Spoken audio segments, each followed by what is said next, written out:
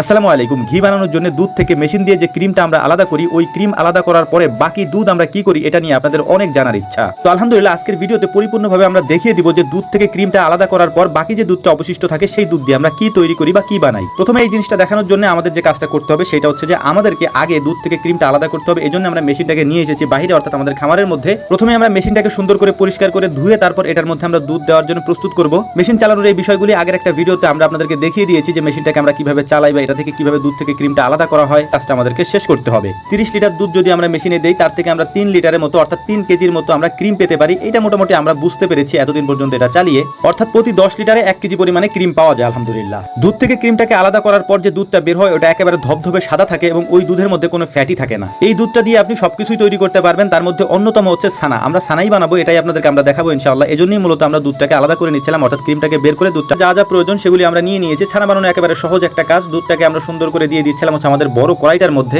এরপরে শুধু এটাকে জাল দিতে হবে। জাল দেওয়ার পরে আস্তে আস্তে যখন এটা উতরে যাবে তখন হচ্ছে মূলত এটার মধ্যে পরিমাণ মতো টক দিয়ে দিতে হবে। দেওয়ার পরে এটা মূলত ছানা হয়ে যাবে। চুলায় জালটা জ্বালিয়ে দিয়ে সবথেকে গুরুত্বপূর্ণ কাজ আমাদেরকে যেটা করতে হয়, অর্থাৎ মেশিন থেকে যখন ক্রিমটাকে আমরা আলাদা করি এবং করার পরে যখন এই কাজগুলো আমাদের শেষ হয় তখন আমাদের গুরুত্বপূর্ণ এই কাজটা থাকে হচ্ছে এগুলিকে পরিষ্কার করা। কারণ এই যে বাটিগুলি আছে প্রায় 22টার মতো বাটি আছে, এই বাটিগুলিকে খুলে বের করে তারপর এগুলিকে সাবান দিয়ে পরিষ্কার করে ধুয়ে তারপর রোদ্রে শুকিয়ে আবার আমাদেরকে লাগাতে হয়। এই মেশিনের ক্ষেত্রে সবথেকে ঝামেলার কাজ এটাই। যেহেতু আমরা এগুলো নিয়ে নাড়াচাড়া করি ছোটবেলা থেকে একেবারে ইলেকট্রিক জিনিসপত্র নিয়ে, তাই আমাদের কাছে একটু সহজ মনে হলো সাধারণ যে কোনো মানুষের জন্য এটা চালানো একটু কষ্টকর। তবে কাজের ক্ষেত্রে চাইলে যে কোনো মানুষ যে কোনো কিছু করতে পারে, এটা খুবই স্বাভাবিক একটা ব্যাপার। চাইলে আপনিও এই কাজগুলি করতে পারবেন ইনশাআল্লাহ। তো আলহামদুলিল্লাহ আমাদের যে বাটিগুলি আমরা খুলে রেখেছিলাম রোদ্রে শুকানোর জন্য, ওই বাটিগুলিকে সুন্দর করে আমরা সেট করে নিয়েছি এবং সেট করে আবার আমরা লাগিয়ে দিয়েছি ওই মেশিনের মধ্যে। মেশিনটা কমপ্লিট করে আমরা রেখে দিয়েছি। এরপর আমাদের যে কাজটা করতে হবে সেটা হচ্ছে ছানা বানানোর যে কাজগুলি আমরা করছিলাম এটাই আমরা করবো এখন। এটা দিয়ে ছানাটা আমরা তৈরি করবো ইনশাআল্লাহ। ছানা বানানোর জন্য আহামরি তেমন কোনো কাজ নেই, কারণ ছানা বানানোর জন্য দুধটাকে সুন্দর করে ভালো করে গরম করে নিতে হবে এবং ওই দুধের মধ্যে হচ্ছে টক দিয়ে দিতে হবে। তারপরে হচ্ছে অথবা আপনি ভিনেগারও দিতে পারেন।